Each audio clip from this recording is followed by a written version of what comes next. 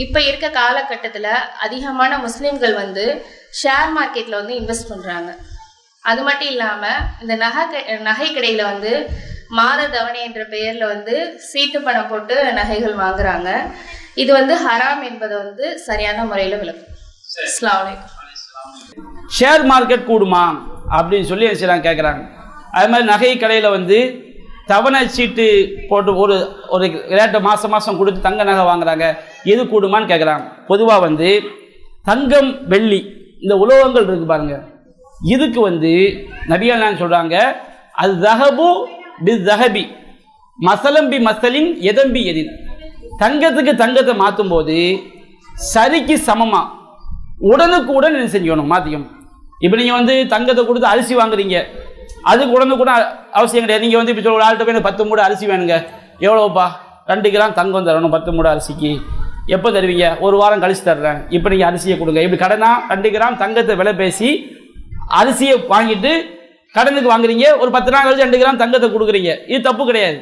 தங்கத்துக்கு தங்கம், வெள்ளிக்கு வெள்ளி, அரிசிக்கு அரிசி, உப்புக்கு உப்பு, பேரிச்சம்பழத்துக்கு பேரிச்சம்பழம், இப்படி வாங்குறதா இருந்தால் எடைக்கு எடை சரிக்கு சமம் கரெக்டாக இருக்கணும்.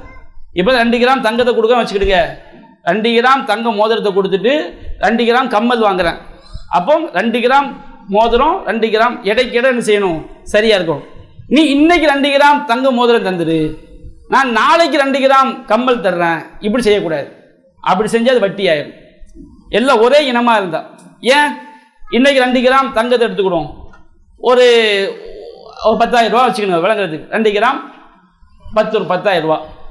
நாளைக்கு எப்படி ஆகும், 9,400 ஆகும், அது 10,100 ஆகும். ஆக வாய்ப்பு இருக்கா இல்லையா? அப்படி என்ன செய்றீங்க, இன்னைக்கு நான் 2 கிராம் மோதிரம் தந்துடுறேன், நாளைக்கு 2 கிராம் கம்மல் தான், இப்படி பேசணும்னா அது வந்து வட்டி. ரசூலா தெளிவாக சொல்லிட்டாங்க. இன்னைக்கு நான் 2 கிராம் வெள்ளி தந்துடுறேன், நாளைக்கு நீ 2 கிராம் வெள்ளியில் ஒரு செயினை கொடுன்னு கேட்டோம்னா அது வட்டி. அது ரசூலா தங்கத்துக்கு தங்கம், வெள்ளிக்கு வெள்ளி, உப்புக்கு உப்பு, பேரிச்சம்பழம் இருக்கு வச்சுட்டுங்க. நீங்கள் வந்து இப்போ ஒரு நபியான காலத்தை என்ன செய்வாங்க, உயர் ரக பேரிச்சம்பழம் இருந்துச்சு, உயர் ரக பேரிச்சம்பழத்தை என்ன செய்வாங்க, அவங்க வந்து பேரிச்சம்பழமாகவே நான் வந்து உயர் ரக பேரிச்சம்பழம் ஒரு சாவு, நீங்கள் வந்து அந்த மட்டமானது தரமானது எல்லாம் கலந்து 4 சாவு, இப்படிங்கிற மாதிரி என்ன செய்வாங்க, பண்ட மாற்று ரசூலை தடுத்துட்டாங்க. இப்படி செய்யக்கூடாது. பேரிச்சம்பழத்துக்கு பேரிச்சம்பழத்தை மாற்றுறதா இருந்தால் சரிக்கு சமமாக எடைக்கிடையாக தான் இருக்கணும்.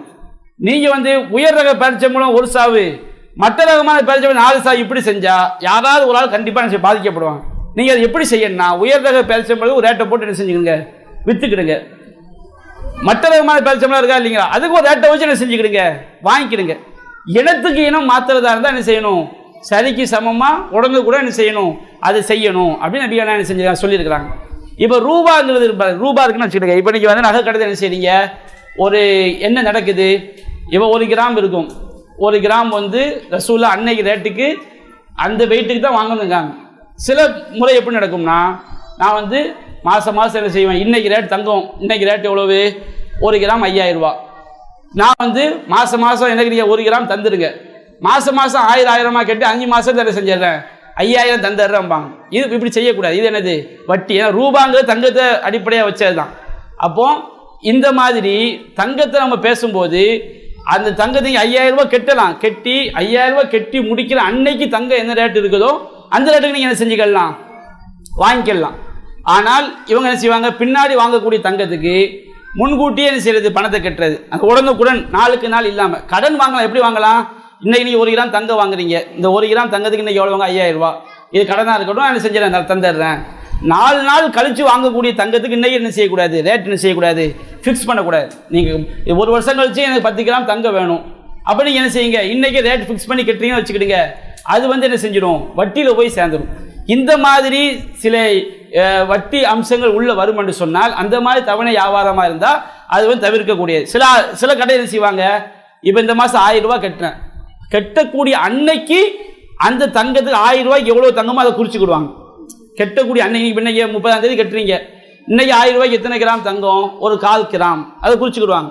அடுத்த மாதம் 1000 ரூபாய் கட்டுறீங்க, அன்னைக்கு வந்து எவ்வளோ வரும், 0.30 கிராம், அன்னன்னைக்கு என்ன வருதோ அதை வாங்கிட்டே வந்து மொத்தமாக சேர்த்து அதை கடைசிக்கு மொத்தமாக வாங்கினா அது என்ன தப்பு கிடையாது. ஆனால் பின்னாடி உள்ள ஒரு அமௌண்ட் நான் இவ்வளோ தந்துடும் இத்தனை கிராம் தரணும் அப்படின்னு பேசுனோம்னா அன்றைய ரேட்டுக்கு உடனுக்குடன் இல்லாமல் நாம் அந்த மாதிரி சீட்டு போட்டு வாங்கணும் வச்சுக்கிடுங்க. அது மார்க் அடிப்படையில் தடுக்கப்பட்ட ஒரு வியாபாரம். தங்கம் வெள்ளி இதுக்கெல்லாம் அன்னைக்கு ரேட்டுக்கு உடனுக்குடன் என்ன செய்யணும், வாங்கி கொள்ள வேண்டும். இந்த மாதிரி சில அம்சங்கள் அல்லது ஏமாற்று வேலைகள் இருக்கக்கூடிய காரணத்தினால் அந்த மாதிரி செய்யாதீங்க. சில ஆளுக்கு தெளிவாக சொல்லி அவங்க அந்த வியாபாரம் பண்ணுவாங்க, அது தப்பு கிடையாது. மார்க்கெட்டுக்கு உட்பட்டு இருந்தால் எனக்கு தப்பு கிடையாது. ஷேர் மார்க்கெட் அப்படின்னு சொன்னோம்னா ஷேர்னா என்ன அர்த்தம், நாம் ஒரு முதலாளி, ஒரு பங்கு தானே, பங்கு சந்தை தானே. நீங்கள் ஒரு முதலாளின்னு சொன்னோம்னா முதலாளிக்கு என்ன பொருள் இருக்குன்னு தெரியணும், அது உங்கள் அதிகாரத்தில் இருக்கணும், அது ஹலாலா ஹராமான்னு தெரியணும். எதுவுமே இருக்காது, சும்மா இவர் ஷேர் மார்க்கெட் பங்கு, இவர் பங்கு எதிலப்பா மோதல் பண்ணியிருக்க தெரியாது, அது ஹலாலா ஹராமா தெரியாது. உனக்கு அது அதிகாரம் இருக்குதா, அதிகாரம் கையில் அந்த பொருள் இருக்குதா, என் கையில் அந்த பொருள் கிடையாது, என்ன சரக்கு. இந்த மாதிரி நிறைய மார்க்கத்துக்கு அம்சம் நபியானா சொன்னாங்க. சொந்தமாக்கப்படாத பொருள் என்ன கிடையாது, வியாபாரம் கிடையாது. ஹராமான பொருள் என்ன செய்யக்கூடாது, விற்கக்கூடாது. மோசடி வியாபாரம் மார்க்கத்தில் கிடையாது. ஷேர் மார்க்கெட் அந்த மாதிரி நிறைய அம்சம். ஷேரே நீங்கள் பண்ணுங்கள், அது நீங்கள் ஒரு முதல்ல உங்களுடைய பங்கு எவ்வளவும் தெரியணும், அது லாபமாக நஷ்டமாக தெரியணும், அது ஹலாலா ஹராமான்னு தெரியணும். நீங்கள் விரும்புனா அந்த பொருளை உங்களுக்கு எடுக்கிற மாதிரி இருக்கணும்.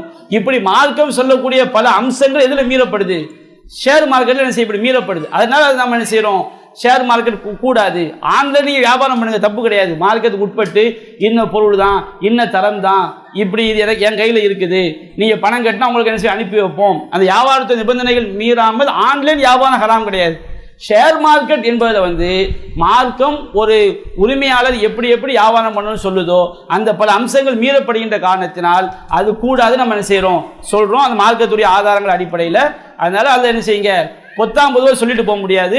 சில விஷயங்களை குறிப்பிட்டு நீங்கள் கேட்கும்போது அதை குறிப்பிட்ட அம்சங்களில் எப்படி மார்க்கத்துக்கு மாற்றம் என்பதை நம்ம என்ன செய்ய முடியும், எடுத்து சொல்ல முடியும். அதனால் ஷேர் மார்க்கெட்டில் மார்க்கத்துக்கு எதிரான பல அம்சங்கள் இருக்கின்ற காரணத்தினால் அதை கூடாது அப்படின்னு நம்ம சொல்கிறோம்.